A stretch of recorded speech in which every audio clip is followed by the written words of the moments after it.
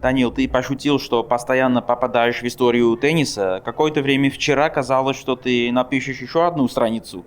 Расскажи о своих впечатлениях от матча, пожалуйста. Ты показал действительно очень хорошую игру.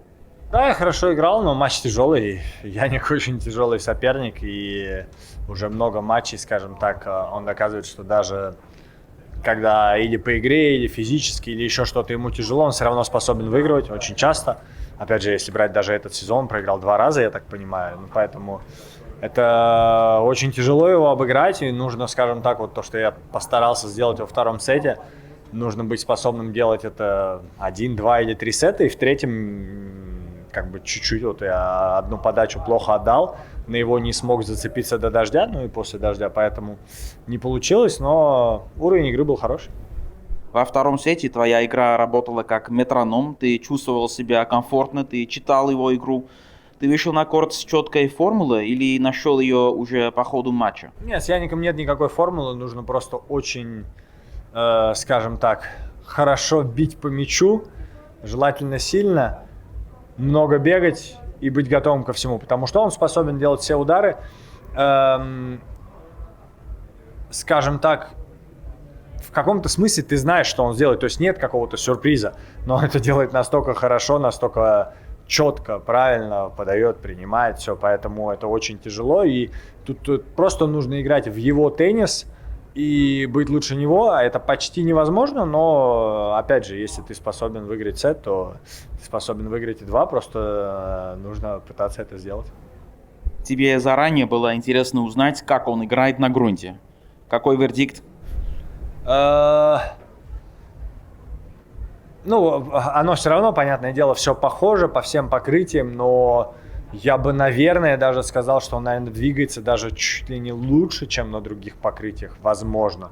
Но есть, наверное, чуть больше у тебя каких-то шансов, скажем так, потому что его удары не так быстро как бы проскальзывают через корт. Ну, то есть и туда-сюда оно одно и то же получается. То есть где-то, может быть, его удары у тебя больше возможностей их достать, но из-за того, что он так двигается, то у него как бы, ну, происходит то же самое, и за счет этого он может тебя переигрывать. Поэтому, скажем так, то есть не было такого, что что-то было прям совсем по-другому на грунте. Ты перед началом сезона говорил нам, что не можешь оценить разрыв по уровню между собой и Синнером и Алкарасом, потому что давно с ними не играл. Ты сыграл с Карлосом и обыграл его в Индиан Уэллс, сыграл с Яником. Что скажешь теперь? Все равно разрыв он большой в плане стабильности, как бы на одном. Это все равно приятно, да, что скажем так, в конкретных матчах я с ними играл в этом году 3 раза, и Карлоса смог обыграть. С Яником были близкие матчи, действительно близкие. И в Индиан Уэллс я мог выиграть, по крайней мере, 1 сет. Здесь я выиграл 1 сет и был, ну, так относительно близок в третьем, но все равно, понятное дело, они более стабильные, играют лучше в общем, но приятно понимать, что я способен играть на таком уровне, и задача, конечно, постараться во всех других матчах показывать такой уровень и тем самым добираться до матчей с ними. Если обратимся к Ролан Гаррос, то увидим тему призовых денег на турнирах Большого Шлема. Ты высоко оценил твердую позицию Яника. Как ты сам относишь к этой теме?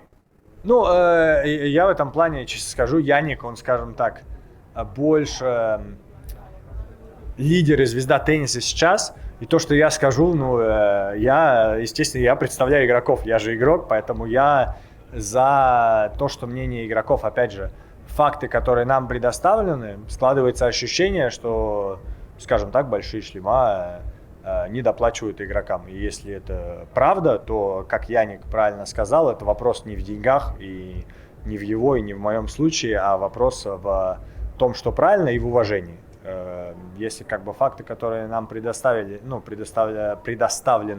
это правда, то нужно продолжать идти вместе. Опять же, вместе все игроки могут делать, что хотят, но когда это Яник, нужно продолжать идти за Яником и продолжать давить на большие шлема. Насчет бойкота, не знаю, как далеко это зайдет, но, опять же, у меня никаких проблем с этим нет. Если игроки так решат, то я только за. Спасибо, удачи в Париже. Спасибо.